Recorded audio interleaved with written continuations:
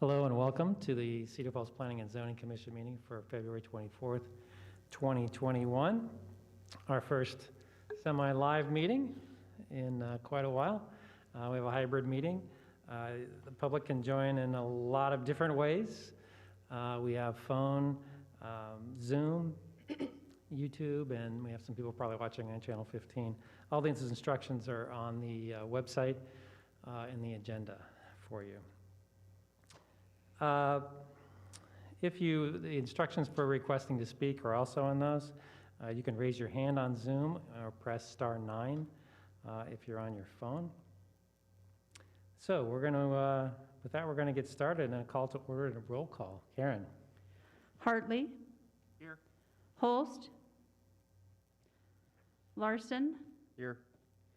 Leeper. Here. Lynch. Here. Prideaux. Prideaux's absent tonight. Saul. Here. Schrod. Here. Sears. Here. Just a reminder to everybody to pull your microphone fairly close so the people on Zoom can hear you. You need to be just a couple inches away when you speak. Okay, with that, we'll call the meeting to order. Planning and Zoning Commission approval of last minutes. I would entertain a motion. So moved. Second. We have a motion and a second. All those in favor? Aye. Aye. Aye. Opposed? Okay, we're going to start with public comments. Any items, this is intended to be a time to speak on items not on the agenda tonight. Are there any public comments? If there are, you can raise your hand in Zoom. And Julie's going to help us out here tonight if we have any of those. There's nothing in Zoom. Come on. Okay, looks like we have a speaker in person. Name and address, please. Ishan Vajpayee, 3831 Convair Lane, Cedar Falls. I'm going to speak later on in the night, hopefully as well, but I've spoken before this commission and council several times as an attorney on behalf of a group called Concerned Citizens for College Hill. And my point of speaking at this point in the meeting is to recognize that there's a couple of agenda items today that have to do with density and parking. And I encourage the commission members to, as they listen to those presentations and consider those issues, to think about how that's also going to relate to the College Hill visioning process that's out for public comment and review.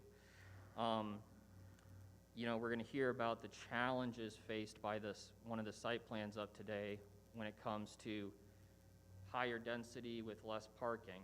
And that's going to be the same problem we're going to have on the Hill coming up. So I think the site plan for Rooted Carrot provides the real-life fruition example of what happens when you have a commercial tenant rightfully demanding reserved parking and residential on top with insufficient parking. And it's a pretty rare opportunity for us to see that case study, so to speak, before a building is built, because most of the time you don't have that commercial tenant in place already. So I think it's a great opportunity to think about, like I said, how those challenges on downtown and on this site plan are going to relate to College Hill. So thank you. Thank you, Ishan. Julie, do we have anyone else? I don't see anybody from Zoom. Okay, thank you. With that, we'll go to old business. First, the only item on our old business is the College Hill Neighborhood Overlay Review. We've discussed this at the last couple of meetings, and at the last meeting, the item was tabled. We have the option to remove that item from the table and recommendation, or to take no action and remove it from old business. Is that right, Karen? Yes, you have the option to take it from the table or just go on to the next item. Okay.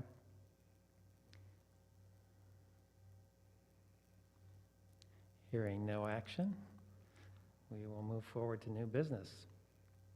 First item of new business is the Central Business District Overlay Site Plan Review. This item is for review and discussion tonight. And who is going to introduce the item?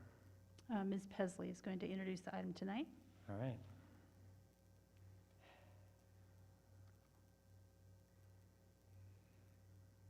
Go ahead, Michelle. She may have technical difficulties. Michelle, can you hear us? All right, you're on, Michelle. With the presentation? Okay. And Karen's going to be leading the PowerPoint. Karen, do you have the PowerPoint to open? It's actually on the regular screen. Shelley, you good? And you can see the presentation? Okay, hold on, let me pull it up on my computer. Hold on a second. I have two computers going, apologize. We're finding our way here. This hybrid version is more difficult than in person or Zoom, so be patient with us.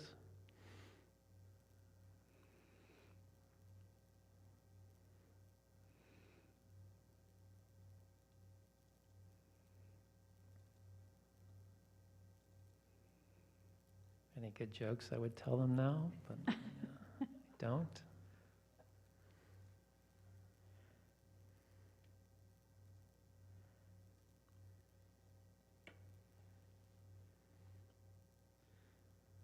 Okay. I'm going to have to advance on both computers at the same time, so bear with me here, folks.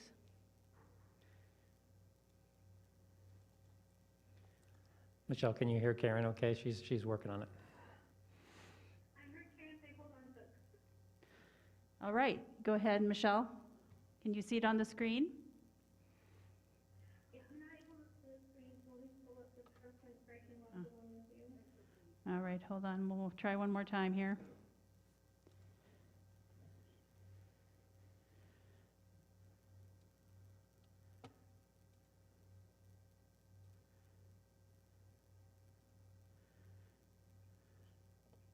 Working.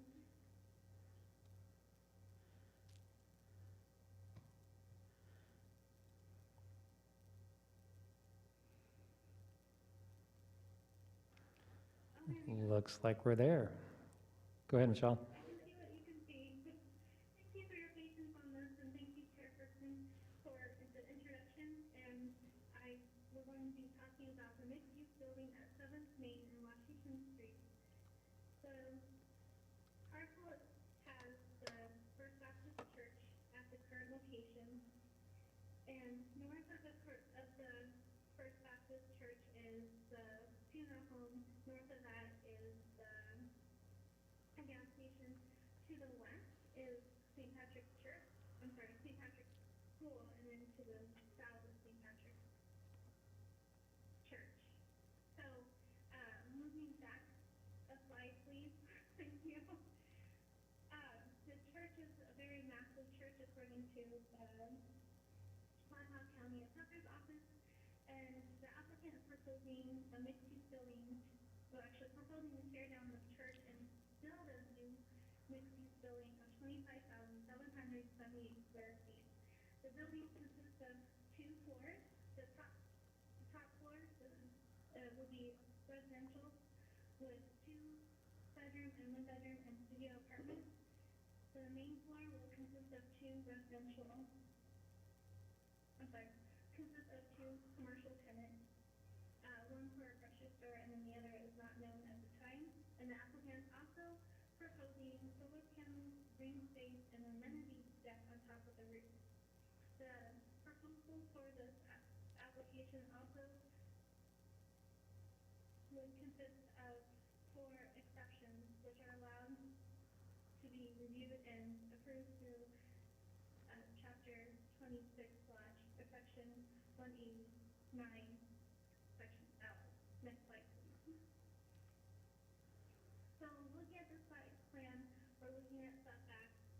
The C1 zoning district that this is in has no setbacks, but the central business district overlay does have a minimum of 0 feet for a setback, a maximum of 10 feet. The application meets this, except for the applicant is proposing a 94-foot setback from Washington right-of-way. An exception is needed for this. Next slide, please.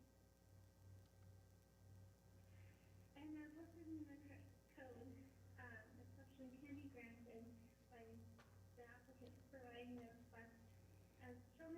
report and the application, the applicant did request that, an exception to the setback. And the reason being is, to provide parking for the site. The concern staff had with this parking lot next to the right-of-way was looking at the downtown vision plan. The downtown vision plan said that having a parking lot next to a right-of-way provides an unsafe pedestrian experience. So the applicant has provided or proposed a fence breaking the right-of-way from the parking lot.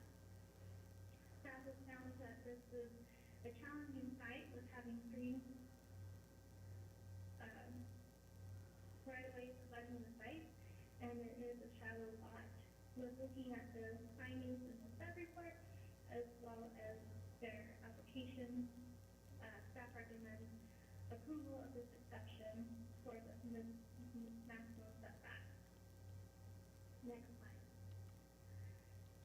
So also looking at the site plan, we look at the streetscape. The applicants are proposing new trees along along Washington Street and Main Street.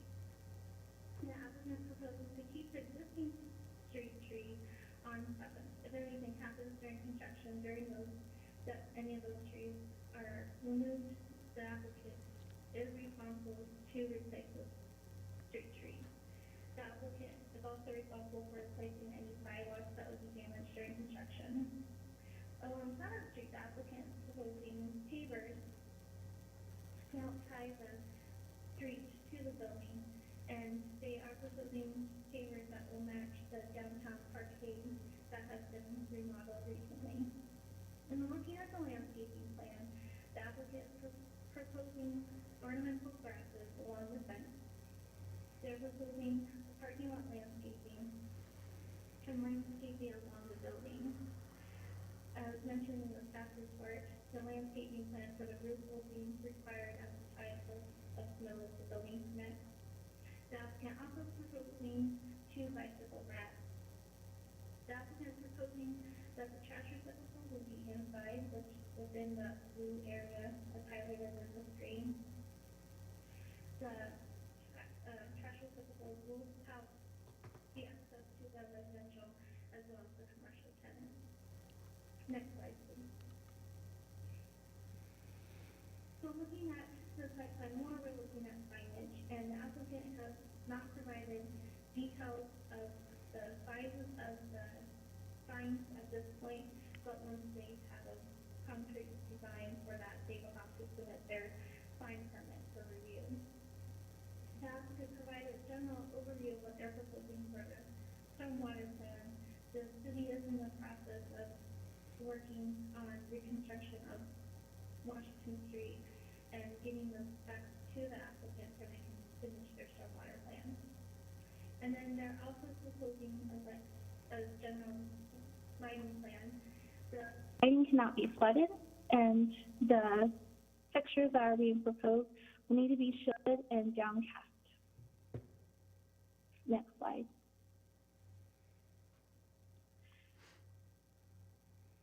So looking at the building design as part of the criteria, as one of the criteria is looking at the proportion and the surrounding properties. As mentioned earlier, that there's a funeral home, which is on the bottom of the screen, bottom right, gas station, and then the St. Patrick's School.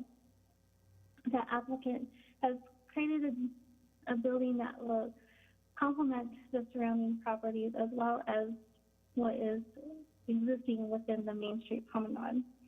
The design also meets the vision for this area of the vision as outlined in the downtown vision plan to have this area to continue on the Main Street promenade and be mixed use and complementary design to the Main Street facade.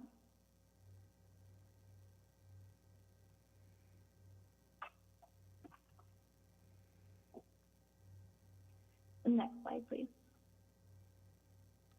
So also looking at the design requirements for the building, we looked at the roof shape, which is a flat roof, which is again complementary to the surrounding properties as well as the Main Street parkade. And looking at the patterns, the applicant has provided a design that has repetitive patterns that reduce any large blank wall space. And the applicant has met the requirements for building composure as listed in the staff report. And then there is a requirement for 70% window transparencies for storefronts along the right-of-way. And they have met this requirement along Main Street or the east elevation, and the south elevation is at 58%. So an exception is required for the 7th Street facade. Next slide, please. As looking at what, as mentioned earlier, that the tenant for that space is a grocery store, and they have different requirements and needs than majority of or regular retail that would require. And so looking at their design and what they're needing, they also proposed alternative design that will recess the masonry walls. So in the future, if someone wants to come, a next property owner or a new tenant as we grow, wants to come and change that facade, add windows, they would be able to, and they'd be able to meet that 70% transparency. So looking at that, and with the, as mentioning before, staff recommends approval of this exception to the 70% transparency of the storefront facade facing 7th Street. Next slide. So we're still not done with the design for the building, but the code looks at what type of materials are acceptable. Majority of, let me rephrase that, 50% of the facade facing streets will require brick. And there's also a list of other acceptable materials in the code, and the applicant has met those requirements. The applicant is proposing a building with a brick that is light color brick, a black metal facade, and a copper wood panel. And with the architectural features, they're using windows and awnings over windows and doors, and openings to create a pleasing building. And with 7th Street facade, the facade is over 100 feet, and there's a requirement for that to be so if the facade's over 100 feet, they would be required at every 50 feet to provide a new entrance. And the design on the 7th Street needs an exception for this requirement. So next slide, please. So looking at the request is also, again, similar to the last request of looking at the tenant's needs. The tenant says that safety and security is very important, and that would be done with one entry. And the applicant has proposed an entryway for the commercial tenant that will be viewed from Washington Street as well as 7th Street. And similar findings, staff also recommends approval of this exception request. Next slide. So this is the last thing that we would look at for the site plan review, and that is the parking requirements. So this code requires 19 off-street parking spaces for the 16 residential units. The code also requires guest parking that you can utilize the on-street parking in front of the building. And there is no parking requirements for commercial use. The applicant is proposing deliveries to come from the 7th Street and go next to the building going north and continue on to the alley. The space that they're proposing for that access is 12 feet wide. It's not wide enough to be 2 lanes. And it's also, they're also proposing a 0 lot line for that access. The access will be controlled with removable bollards to make sure that someone from the city alley would not try to come onto the site going through the city alley. So looking at the exception for the parking, staff finds that it is very similar in use of what is being on the site right now and recommends approval for that exception. So as listed in the application and also as provided by a letter from the commercial tenant has said that they are in need of having the parking that's on site. The applicant has provided an alternative option for allowing the residential units to park at a vacant lot, which is circled in the picture at the corner of 6th and Washington. However, staff has concerns with this because of the use of a parking lot cannot be a standing alone use. It needs to be tied to an approved use as a secondary use. The parking lot doesn't meet the standards, so staff is recommending that if they would like to use this parking lot, that it would be approved to meet the standards and complement and design similar to what they are proposing on 7th and Washington Street parking lot, as well as development agreement to tie the parking lot and that use to this commercial and mixed-use building. So staff finds that or recommends that the site plan be resubmitted showing those designated parking areas because the proposed parking does not meet the standards. So moving to the next slide. Well, we covered a lot just in the short time of looking at what the requirements are for the code. Staff finds that this building will be a positive change for the block and gradually hopefully encourage more development that matches the Central Business District Code as well as our vision plan for the downtown. Also, the building itself meets the downtown vision plan by building a mixed-use building at this site, and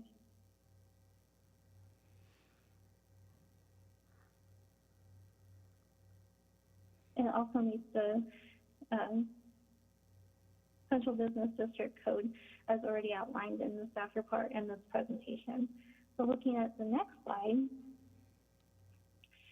staff asked the commission to look at those exemptions that staff is recommending approval on. The design of the building has been,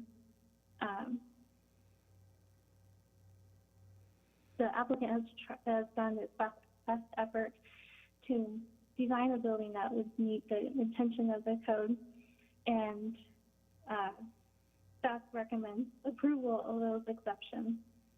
And staff also asked that the commission look at the one outstanding issue of those parking spaces for the residential units, as already mentioned in the last, or already mentioned earlier. With that, that is my, oh, I had one more slide.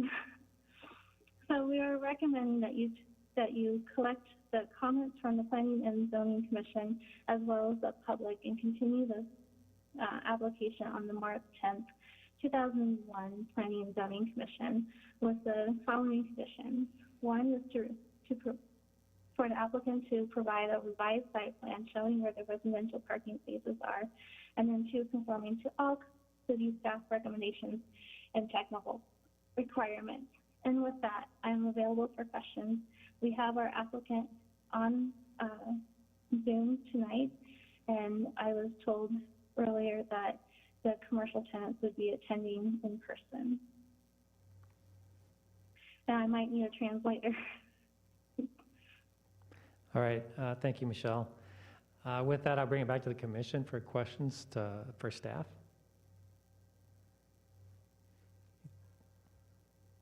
Any clarifying questions? All right, applicant, we have the applicant not in the room. I think we have someone on Zoom, so Julie's going to bring them up. Who do we have, Julie? Slingshot Architect. You could say your name and address. This is Dan Drendel with Slingshot Architecture, 305 East Court Avenue, Des Moines, Iowa.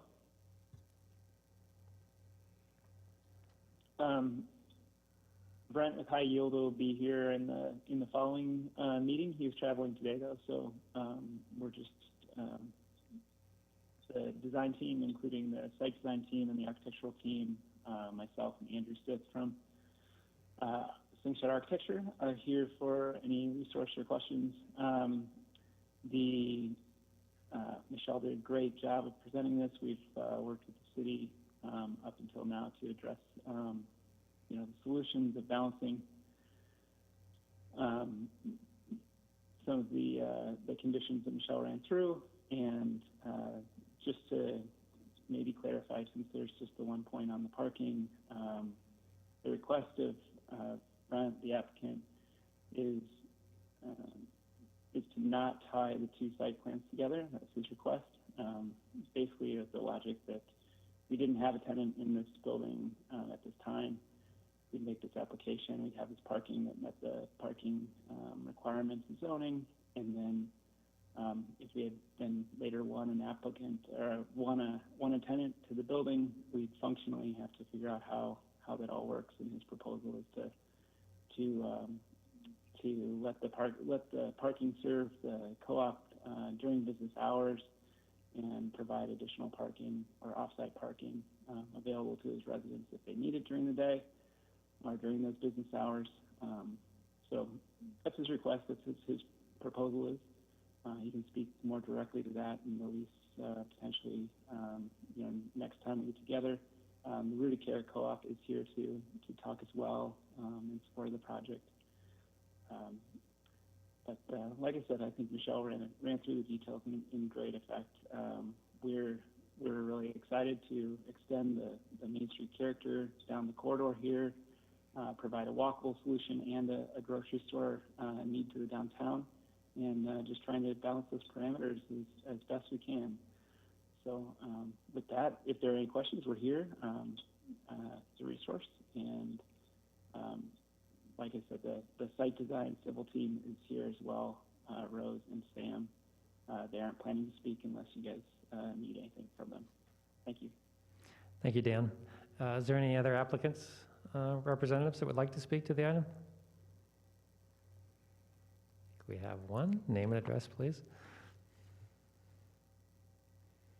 Good evening. My name is Kate Dunning, and I live at 2100 Grand Boulevard in Waterloo. I'm here tonight representing the Rooted Carrot site team. I'm site team chair, and I'm accompanied by Christine Sexton and Deanna Wheeler, who also serve on our site team. Rooted Carrot is a community-owned, full-service grocery store in the making, both focused on local, healthy, sustainable foods and products. We are consumer-owned, and a one-time share is $200. We know that you, the city of Cedar Falls, care about Rooted Carrot's success. In 2019, Cedar Falls committed to the vision of a downtown grocery store in its adoption of the Imagine Downtown Vision Plan. In the community design charrettes, which were conducted to build the vision plan, one of the top comments provided by the public was the need for grocery downtown. 7 big ideas for Cedar Falls were noted by the consultants in that plan. Interestingly, Rooted Carrot and the overall mixed-use project are poised to deliver on 6 of those 7 items: improve walkability, rethink parking, street trees, housing option for all ages, ease of biking, and add additional grocery.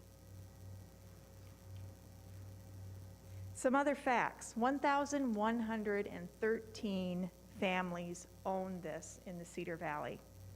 Over 75 businesses support this. Nationally, food co-ops spend 50% more locally versus grocery chains. Specifically, food co-ops provide a 164% reallocation of customer dollars back into their local economy. Locally produced products make up about 21% of sales at food co-ops, compared to less than 2% sales at supermarkets and grocery stores. 300% more income goes back to local charities than conventional grocery stores, and a 13% higher average employee earnings is recorded nationally compared to conventional grocery stores. While all that sounds idyllic, what about viability? According to the Small Business Association, 30% of new businesses fail in the first 2 years, and that goes up to 66% in 10 years. In the 10-year period from 2006 to 2016, 24% of startup food co-ops closed their doors. Again, the national average is 30% to 66%, and food co-ops only failed at an average of 24%. National consultants actually expect a 90% startup success rate for our rooted carrot co-op market based on national data and accounting for our specific practices and decisions. Why? Because we've paid attention to and avoided the top reasons that food co-ops actually do fail.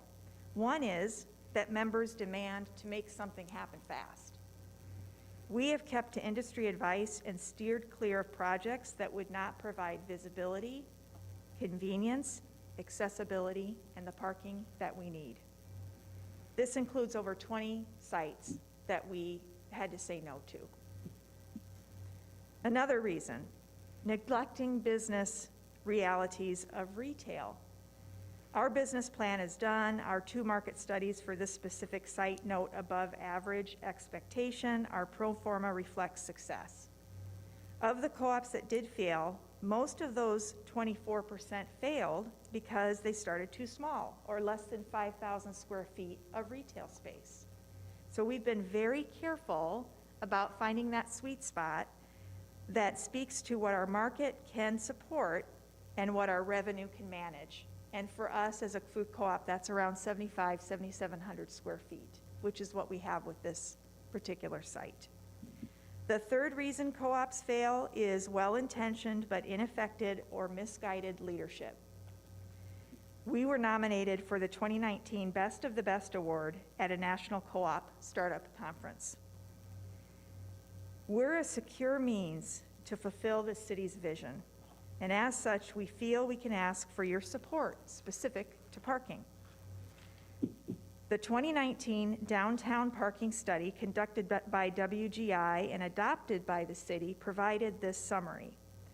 Quote, while we can build a strong argument that parking exempt districts are good urban policy, it must be acknowledged that this policy in turn makes it incumbent on the city to ensure that sufficient public parking infrastructure is in place to support both existing businesses and new development. Additionally, the parking study recommends that the city work with developers under public-private partnerships to create additional public parking as developments occur. In her presentation to the Committee of the Whole last month, Karen Howard, Planning and Community Services Manager, indicated commitment to the findings, noting the city is looking for, quote, any opportunities to add parking, end quote. While our store does not require parking by code, our agreement with Brent Dahlstrom indicates that the 21 spaces are reserved for Rooted Carrot during business hours and for tenants after Rooted Carrot's business hours. If Cedar Falls Code will not allow shared parking, it has been Brent's intent that this project be built around Rooted Carrot as a principal tenant to ensure food co-op's success. As this project is a tremendous fit for Rooted Carrot's customer needs, and as the city has committed to being proactive with developers about parking, And as the city and its residents have committed to downtown groceries, and as Rooted Carrot has followed industry best practices, including robust care and site selection, we kindly request the city to consider all options in support of this project such that Rooted Carrot customer parking is protected and that creative efforts are offered for residential parking requirements, as is done in many other successfully planned urban regions across the country. Thank you. Thank you, Kate. Any other of the applicants that we have to speak on the item? Mr. Chair, I understand that the public's having a little difficulty with the Zoom link for the meeting, so if people wanted to log into the meeting, I just would like to announce the actual login number for the Zoom meeting, just in case people are having trouble. So if you don't mind, I'll just read off that Zoom link. It's kind of a long number, but you log into Zoom, and then the number is, Julie, do I need to say the whole number? All the US, all that? Web, Zoom, US? Just the meeting link at the end of it. Just the number? Yep. Okay. So the number to log in is 886-200-89534. I'll just read that one more time. That's 886-200-89534. Thank you. This information's been updated on the city calendar too, so the link is available there on the website. Okay, thank you, everyone. With that, I'm going to bring it back to the commission for any questions to the applicants. I do have a question. You know, you talk about parking, and parking is a real critical issue. And I don't know if shared parking works very well when you have residents and depending upon the business hours. So, I mean, you're looking at 16 bedrooms upstairs, so you have to have that. You have employee parking for the Rooted Carrot and plus other retail. You know, that whole area down there has parking for the teachers at St. Pat's and all those other businesses in that area too. I like the plan, I love the plan, but I still think the parking is still an issue, and I wish there was a better way to do it than shared parking. Any questions for the applicants? We need to open it up to the public.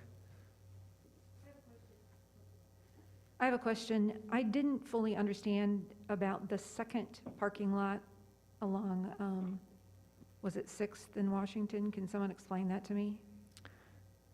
Dan, could you address that, or Kate, either one? I can. Can you hear me okay? Dan, I'm not sure we can hear you.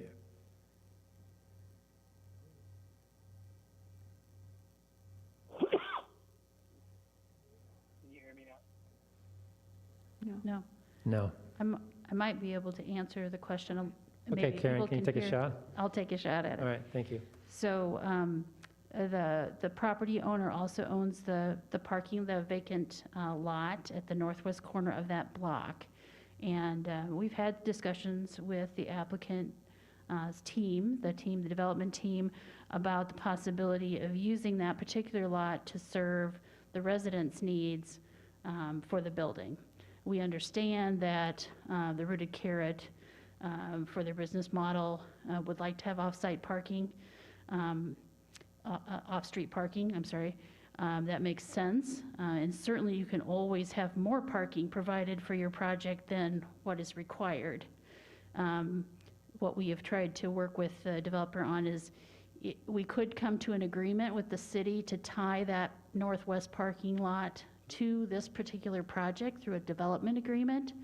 And we would suggest then that vacant lot be kind of improved in the same manner that they're improving the parking lot to the south, and that all these parking lots then be tied particularly to this particular project. Otherwise, if there's no agreement and it's not tied to the same lot, then that could go away over time. So we just feel like it needs to be tied to the project.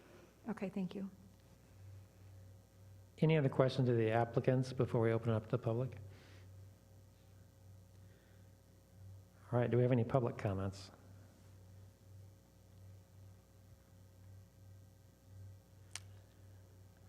Take off one of my masks so I can be heard better. Ishan Vajpayee, 3831 Convair Lane again. Speaking in my same capacity as before, but also as a Rooted Carrot shareholder, I was concerned in my other capacity to see this site plan, but also as a Rooted Carrot shareholder to see this site plan because I think it's a real threat to the viability of the co-op, and everything the Rooted Carrot representative said is super true. And it's a great plan, and it's been very highly considered, and I don't want to see it impacted because 19 bedrooms have to be stacked on top of every retail space that gets built in this city these days. To Commissioner Schrod's point, it's actually 24 spaces required because it's 16 units, 19 bedrooms. 5 of those spaces are for visitor parking, and we're talking about shared parking. You can't share parking with, you can't share 21 spaces reserved for the retail space when the retail hours are 7 a.m. to 10 p.m. I heard the applicants say that they'd like to sort of treat this as an empty commercial space for purposes of passage through the Planning and Zoning Commission, and I don't mean to misinterpret his statement, but that's just a total fiction. I mean, they've signed a development agreement dedicating these spots to a tenant. And so, but then they want to use those same spots they've committed to the tenant to satisfy their residential parking requirement. 1. 2, creative ideas are great on solving the parking issue, but it has to be done through the correct channels. And this came up a long time, 2 years ago on the College Hill, where site plans were being proposed that basically were trying to change the code through passage of those site plans. So let's propose a site plan that doesn't have the right parking, argue that this is the better solution for the hill to have the parking proposed in the plan, and pass that through without actually changing the parking code through the city. Now, through great effort and expense, we backed that off and got the parking code actually changed through the right channels, city council on the hill. But this is just another attempt to do the same thing in a different spot. Now,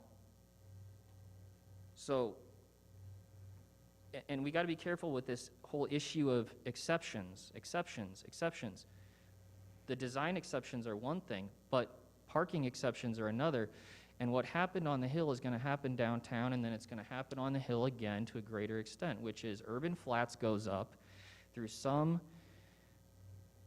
odd interpretation of the city code that allowed for all those apartments to be built on commercial space with 0 parking. And we were told that they were going to have to buy a permit to go park at UNI, a permit that none of those students actually qualified for because they didn't live on campus. And now they're using a city lot to park a private building, and the agita that goes with that goes without saying.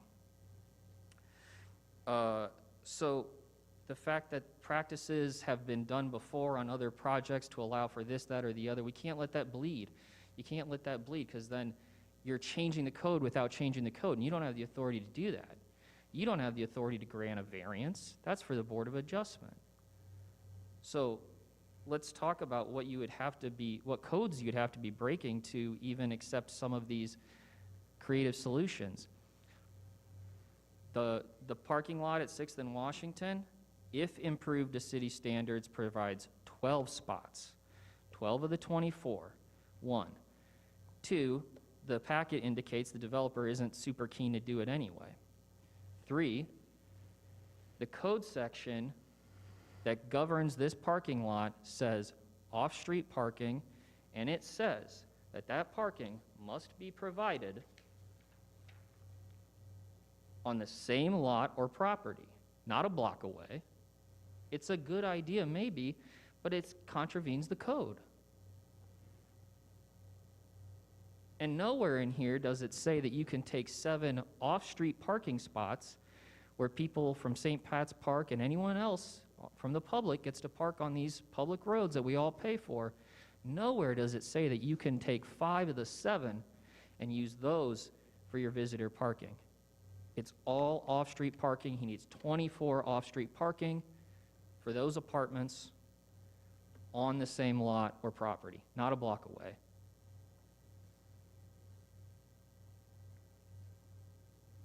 So these are serious questions you need to ask staff.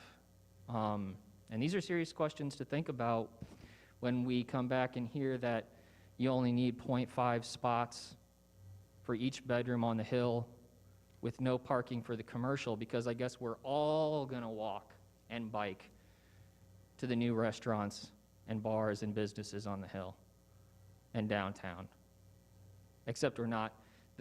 The coalition that's going to bring Rooted Carrot to fruition, hopefully, comes from not just Black Hawk County, surrounding counties, and people are going to have to drive, and people are going to have to drive to other businesses downtown on the hill.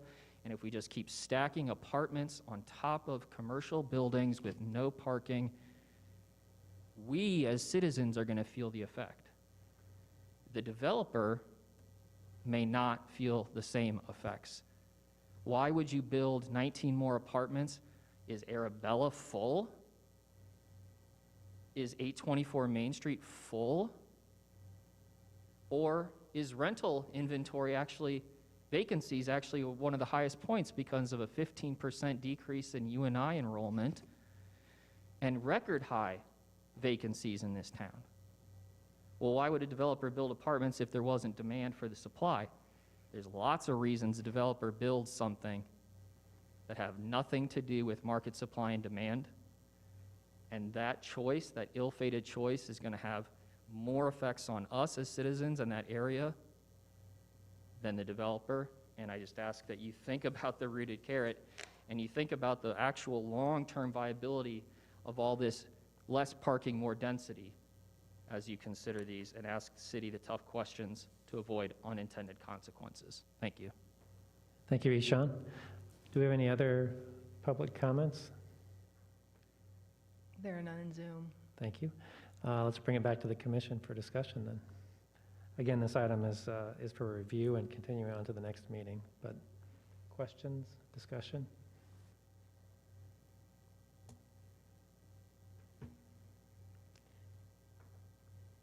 I guess I would say that I agree. We are at the same point that we were a couple years ago with the Hill project, and maybe it needs to go through the proper ordinance changes and zoning changes.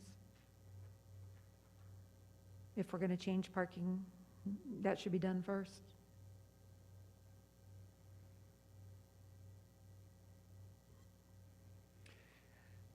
If we're talking about the code, as I understand it, if we've got, as I count, we've got 22 spots in the parking lot. Am I counting that up correctly? I think there are 21. 21, okay. And 19 are required to service residential and 0 are required for the main floor commercial. As far as I'm concerned, that satisfies the requirement. And if we're going a layer deeper, if there are agreements in place that are amiable with the tenant and with the developer, is it really our business to subjectively speculate as to what the problems might be if it satisfies the current code from a technical standpoint? That's kind of my initial thought, and I would be open to be corrected if I'm not reading into any of that correctly. Yeah, Karen or Michelle, to paraphrase, if they provide the number of parking spaces on site, is it our purview to police who uses them? So the code requires parking for the residential tenants of the building, not for the commercial. So they need to show how they're going to reserve the parking for the residents, because it is for residential parking. So if they were going to be reserving the parking and making an effort to have that parking that's provided available to the tenants as a priority, and then the co-op as a secondary, That might be another question. So I think that's up for discussion here. And like I said, it's always, a developer can always provide more parking than what the minimum requirement is. In this particular case, it was staff's view that, based on all the conversations and with Rooted Carrot, that they're really reserving that parking for the commercial as a Sure. priority. Thank you. Other questions or comments? So, just to take this a step further, hypothetically, this is not a suggestion by any means, but just thinking out loud, I guess. If the parking spaces were reserved, and that were part of the proposal, reserved for the residential, then we wouldn't technically have any issue with it. And if they were to have some sort of sharing that occurred, that would be outside of our purview. But as we've heard, that isn't what's being promised, but I don't see where it wouldn't be something that it could be negotiated between, rather than a develop agreement with the city, maybe an agreement between the tenant and the developer, that if it were to become a problem, that they would have rights or options to defer residential parking to that other lot. I don't know if that's plausible or not, but. Are those details part of the development agreement, Karen? So we would suggest it be tied to it because it is an off-site parking. Now, just to make sure this was brought up earlier by a comment, the code does require off-site parking in the central business district, not in a lot of other parts of towns, but it does allow off-site parking on a different lot, with a reasonable distance. So, but in order to make sure that remains parking tied to this particular site plan, there needs to be some sort of an agreement between the city and the developer to make sure that it's reserved over time.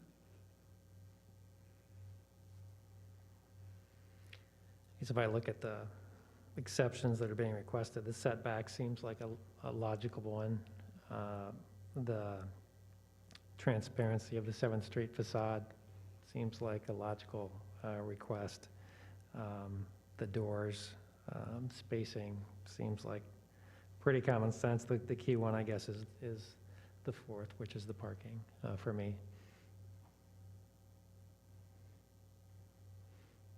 Personally, I would support the staff's position on those 4 items.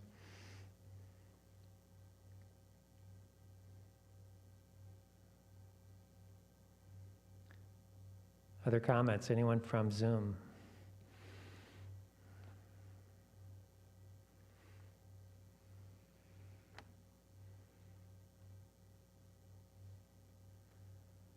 Not seeing any here. Not seeing any. Anything else? I'm not sure we have clear direction. We want to make sure we give some direction to city staff.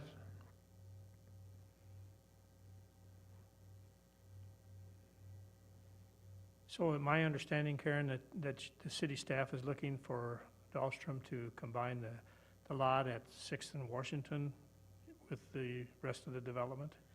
Well, we certainly have suggested that would be an option, and certainly if there's other creative solutions out there for providing the necessary parking for this building, as has been presented, we're open to other suggestions as well. So we just made that suggestion knowing that the owner did own that parking lot to the north. Thank you.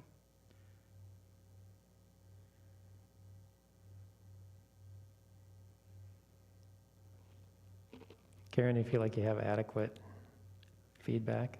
Right, and then maybe to the developer as well, he's probably heard what the commission has to say, if there's any more comments for the development team.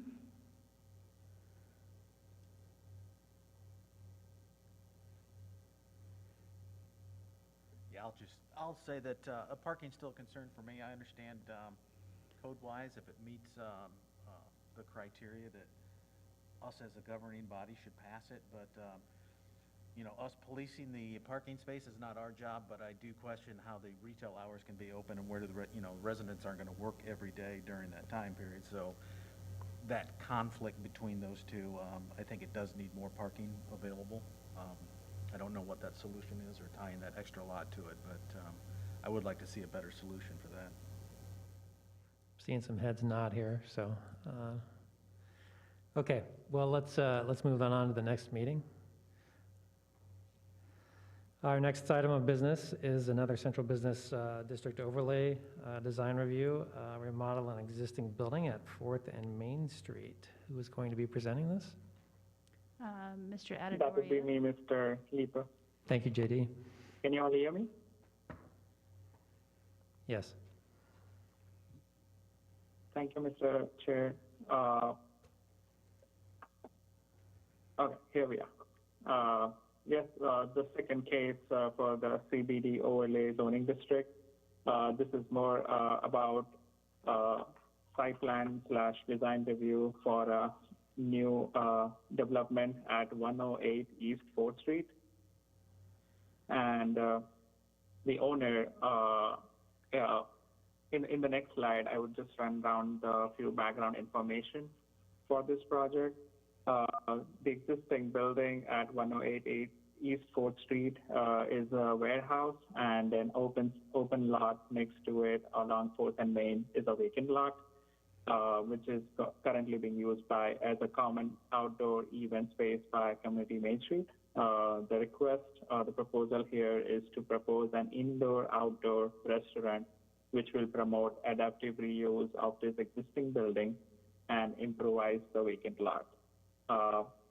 The property is located in C3 zoning district and also is a part of Central Business District Overlay zoning district. This is the reason why we are reviewing this project here, because this comes under substantial improvement section of CBD Overlay zoning district. Just to run down a bit of background information, 108 East 4th Street project was originally constructed building in 1950. The building was used as a mechanics garage when it was built, and later it was used as a tire store, and currently the building is used as a warehouse as described earlier. Whereas the adjacent lot to the west was one time used as a restaurant, and there was a cafe named George's Cafe in 1934, and I think after 2008, the building was demolished, leaving the site vacant, after which it was used by Committee Main Street for outdoor events. So that's just a bit of background for both these properties that we are reviewing. The proposal here, there are two parts to it. The yellow area highlighted on the image to the right is where the outdoor dining spaces will be developed and outdoor patio spaces will be developed for the restaurant. And the indoor area, the indoor purple area is where the interior of the restaurant is going to be placed, including the kitchen area and interior dining spaces.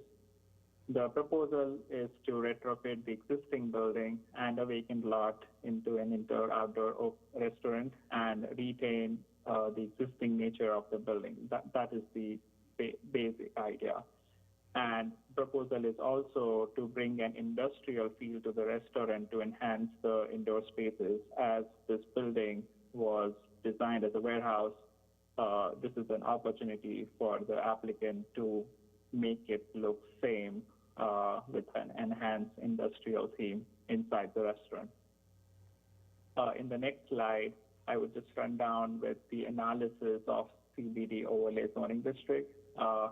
On the right side to the image, you'll see these are the building elevation that is proposed. All these are labeled as elevation 1, 2, 3, 4, 5, and 6. Just to run down the top one, the elevation 1 is basically the wall, which is facing the Main Street facade. Wall 2 which is facing the 4th Street. Wall 3 is the main entrance area to the restaurant, which is the southeast wall of the project. Wall 4 and 5 are the other facing to the south and east. And wall number 6 is the one which is adjacent to alley. So just a bit of background for all these walls where they are.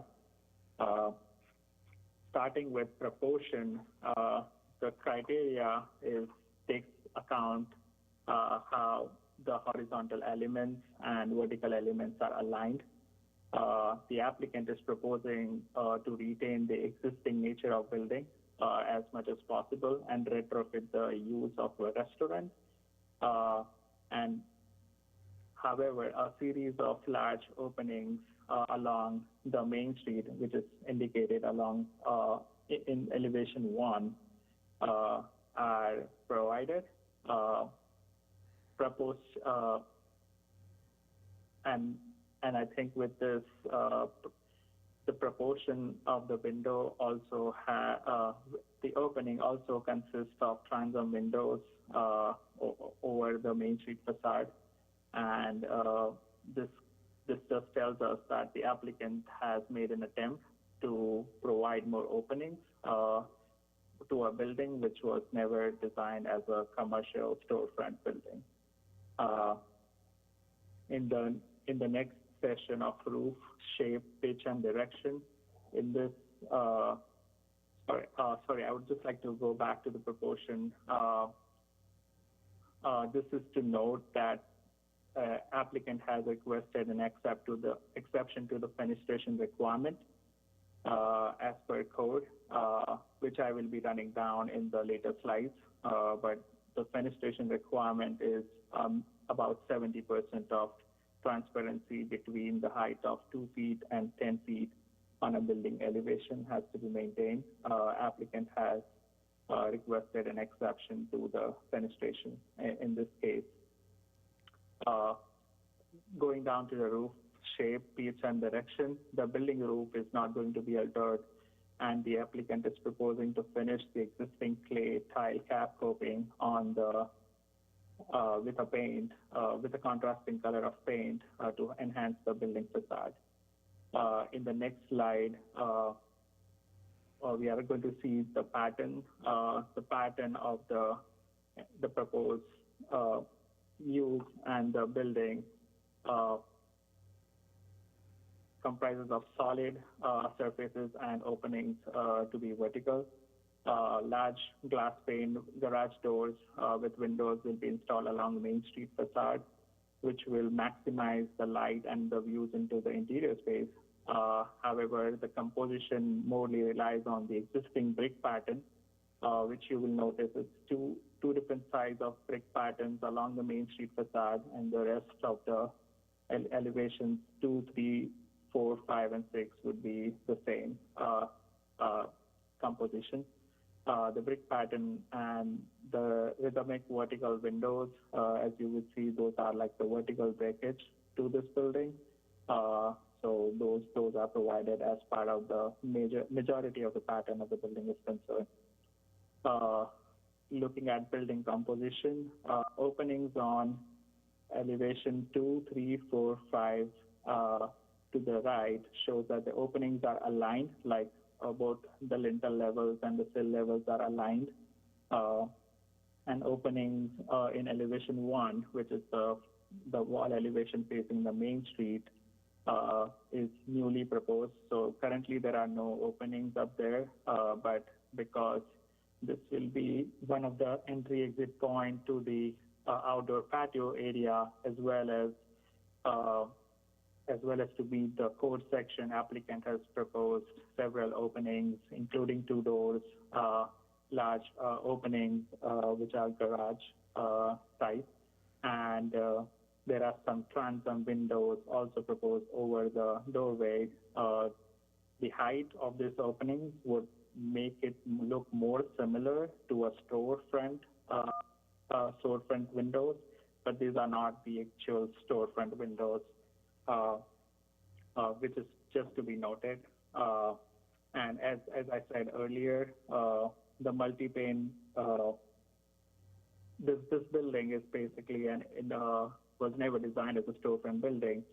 And so the applicant is just trying to mimic the pattern of a warehouse and use it as a theme, and trying to restore and revive this building as is.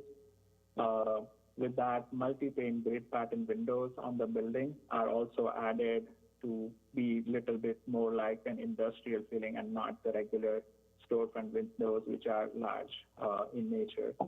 The staff is supportive of this as this building was never designed to be a storefront building. And as per code, an exception is also allowed in case of corner buildings or a building which whose use was never designed to be actual storefront building. So as per code, they suffice it. In the next slide, I would just run down through other components like windows and facade transparency. As discussed earlier, as per code, we require 70% of storefront area between 2 and 10 feet in height above ground is to have a clear and transparent storefront windows. The proposed opening along elevation label 1 and 2 are about 47%, and the along elevation label 3, 4, 5 ranges from 34 to 38%. You would see those are quite smaller in comparison to what is required. Applicant has requested an exception on this criteria as discussed earlier. The color, the painted and unpainted bricks are discouraged in this zoning district. In this case, staff feel that the painting on the brick would be would provide more would enhance the facade than a mismatched brick along the main street facade right now. Coming to architecture features, metal lintel bands, doors, windows, other elements shall be considered as an alteration to this building. But however, those are the only architecture features on this building. Building entries, the main entrance to the building will be through the southeast wall of the building, which is covered by an awning. Whereas 2 additional doors will be added on the main street facade, which was wall elevation 1, which we saw, which will allow entry to access the patio area and 2 and 4. In addition, 2 emergency egress points are provided in an enclosure from outdoor patio spaces. In the next slide, I would try to summarize the other 3 analysis as part of CBD overlay. The proposed use of a restaurant is allowed as per zoning district.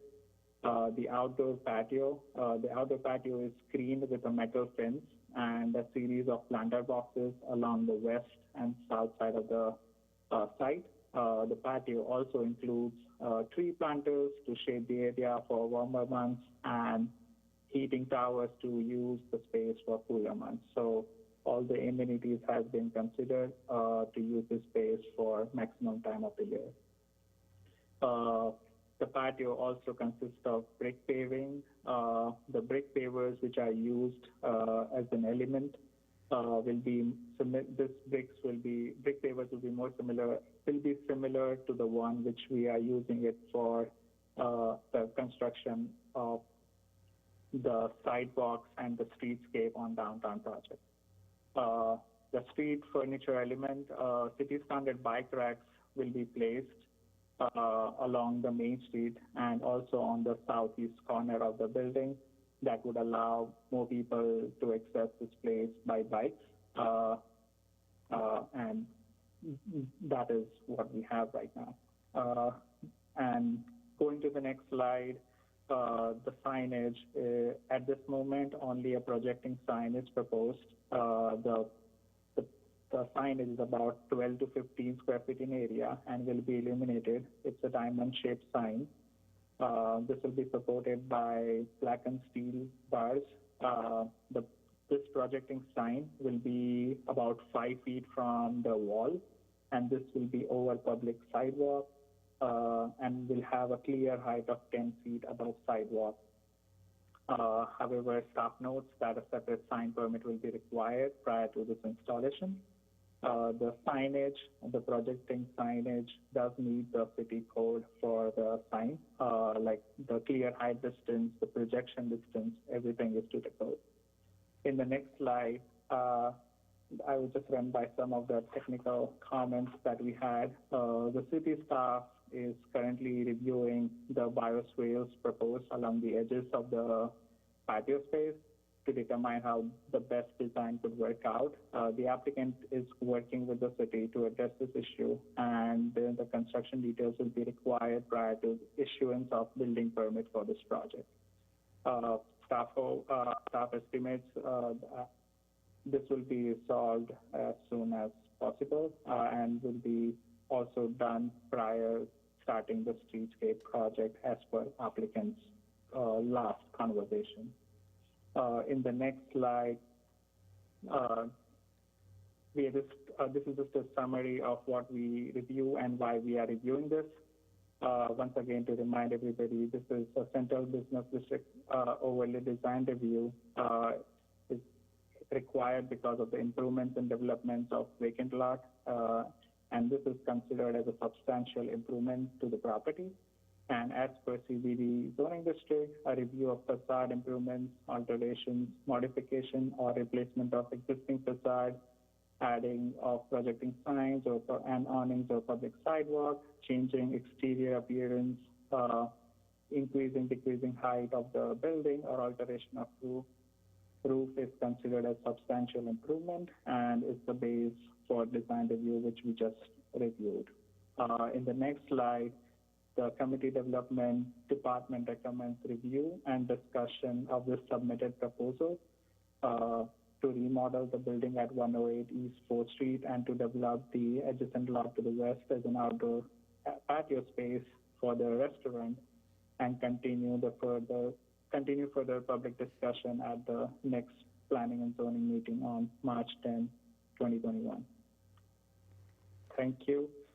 Just to note, the applicant is present in the meeting to answer any questions if anybody has, and I'm also available to answer any questions if anyone has. Thank you, everyone. Thank you, JD.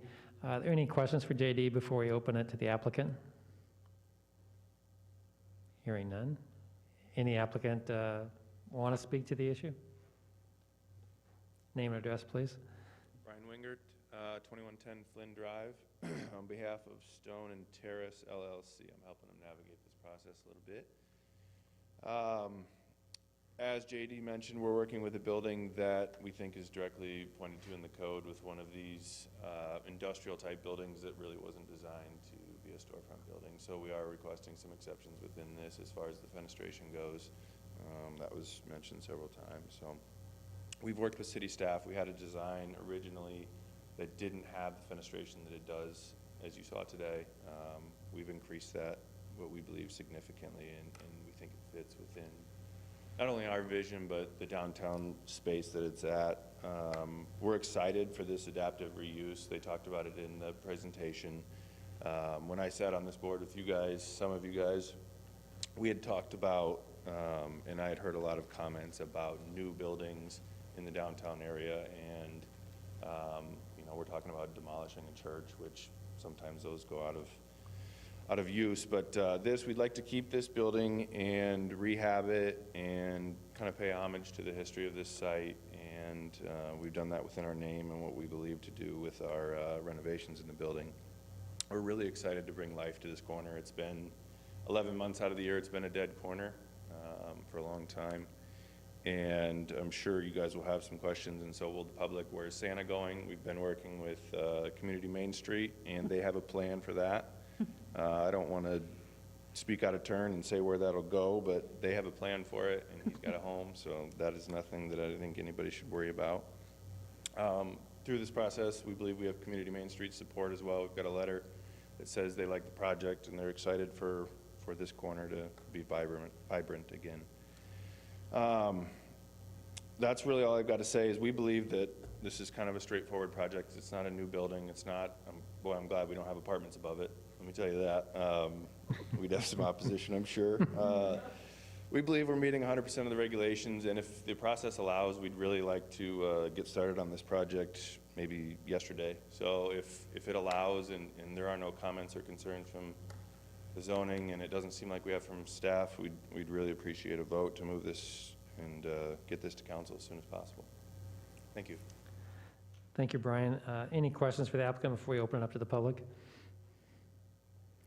All right, do we have any public comments? Hearing none, we'll bring it back to the commission for discussion. This item is technically for discussion, but it is under our right to move it forward if we want, right, Karen? Yes, up to the commission. Okay, thank you. I love it. I'm excited for this project. Even though you're taking Santa's workshop away from me, it's okay. I love it. I am happy to agree with Leanne that, Santa has a place, but I'm very excited about this project, and the outdoor space, I think, will be just a phenomenal addition to the downtown district. I would make a motion to move it forward. I'll second. All right, we have a motion to move it forward in a second. Karen, roll call? Or any discussion? Sorry. I think it's a great plan. I love it. We have any Zoom discussion? Nothing in Zoom. Okay, thank you. All right, Karen, roll call. Hartley, Aye. Holst, He said aye. yes, aye. Larson, Aye. Leeper, Aye. Lynch, Aye. Saul, Aye. Schrod, Aye. Sears. Aye. That item passes. Move that on to City Council at their next meeting. We will see if we can get it. We don't have it on the agenda for next week. We weren't planning to do that since we were anticipating a second meeting. So we will try to get it on the council meeting as soon as possible. Okay, thank you, Karen. Great project. All right, our next item of new business is land use map amendment and rezoning from M1 to Highway 1 at 7009 Nordic Drive. Who is introducing this item? Mr. Seavey.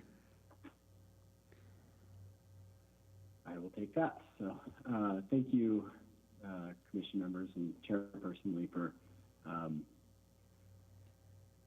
Okay, we have an application for rezone.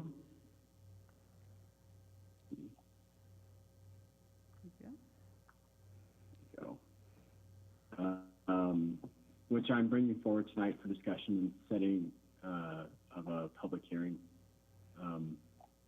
This involves an amendment to the future land use map, which seems appropriate for more than just the subject property. Next slide. This is in the industrial park close to the intersection of Highway 58 and Ridgeway Avenue, more specifically in the quadrant northwest of that intersection. All of the properties within the outlined area are zoned Highway 1, except for the subject property indicated by a star on the north. As noted on the slide, this entire area encompasses approximately 31 acres, or that was noted on the previous slide. On the current land use map, this entire area is designated as industrial. The outlined area contains 3 hotels, some regional businesses, a couple other things, but not exactly industrial uses. We don't expect these to turn industrial at any point. So with this request, well, I guess, next slide. With this request to update the land use map for the property indicated by the star, we think it will be appropriate to change the entire Highway 1 zoned area to commercial corridor, which is indicated by red on this map. So that is the change that we propose. With that, it was pretty straightforward. We recommend setting a public hearing for this land use map amendment for March 10th.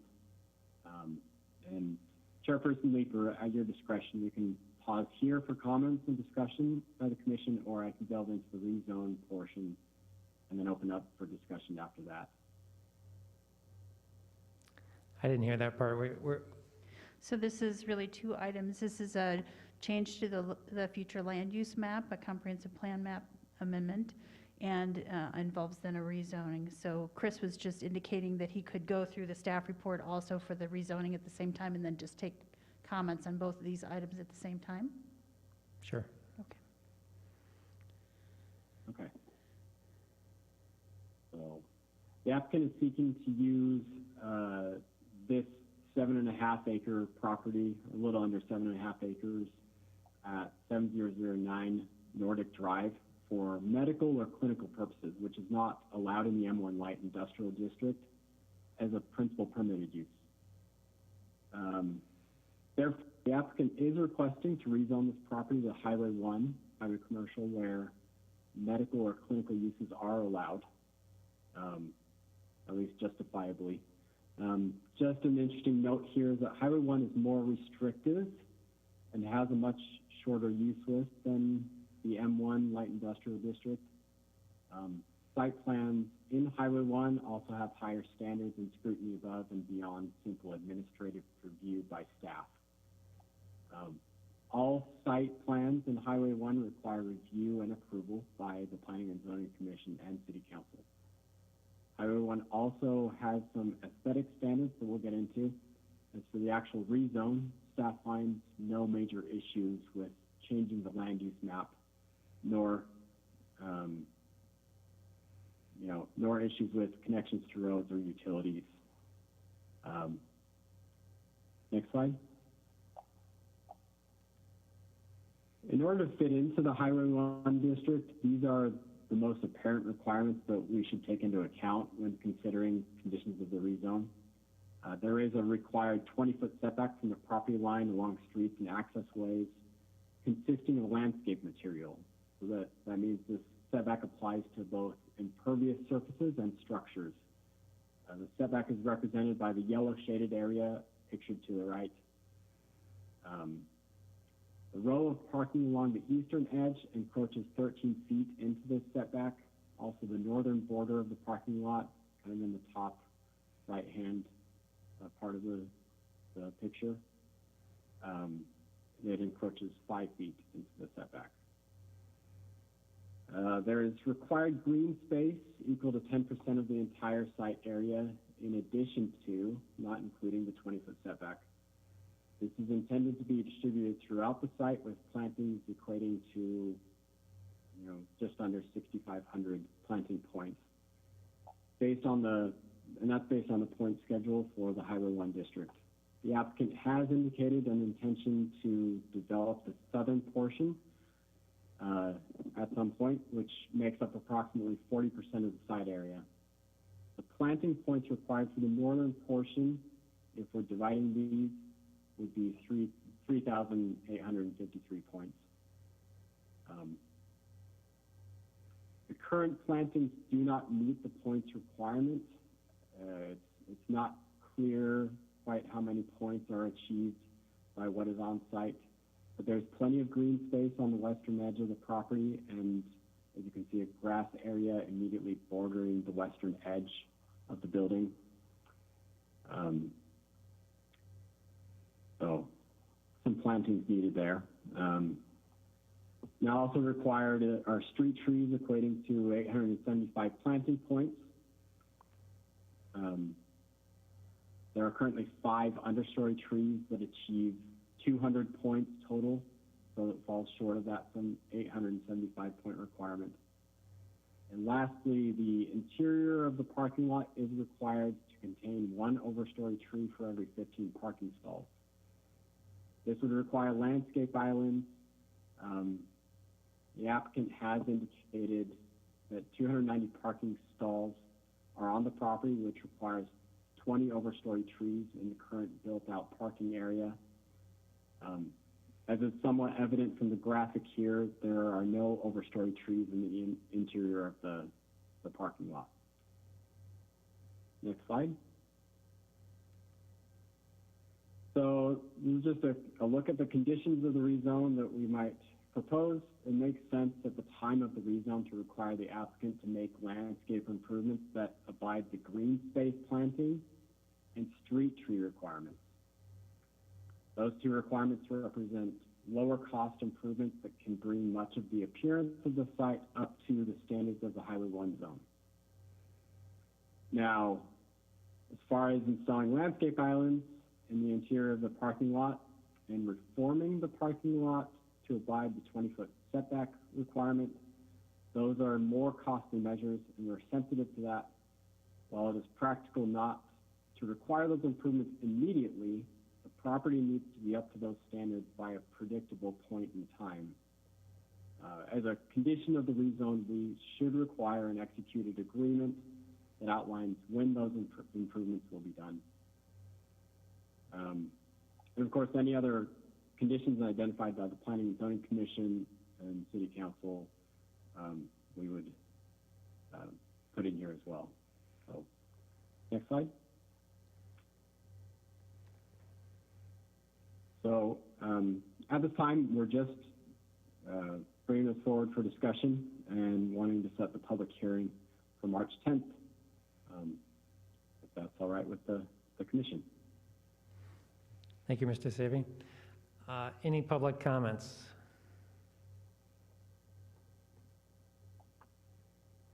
I don't see any. So we'll bring it back to the commission for discussion. Again, this item is for discussion or review, and the public be brought for the public hearing on March 10th at our next meeting. Any direction from the commission about any of this? Well, it seems to make sense to change the land use map or to accommodate this, and the zoning seems to make sense as well. Seems pretty straightforward Mm-hmm. to me. So, okay, we'll move that item along to the next meeting. With that, that concludes our new business, and we will adjourn to work session. We'll take a brief break, 2 minutes. If everybody wants to take a little break, we're going to continue the Zoom meeting. So the Zoom meeting remains live. But if we want to take just a short break, we can come back and start our work session. All right. Well, we probably need to motion to adjourn Okay. the regular meeting. Motion to adjourn the meeting? So moved. All those in favor? Aye. Opposed? All right, we are adjourned.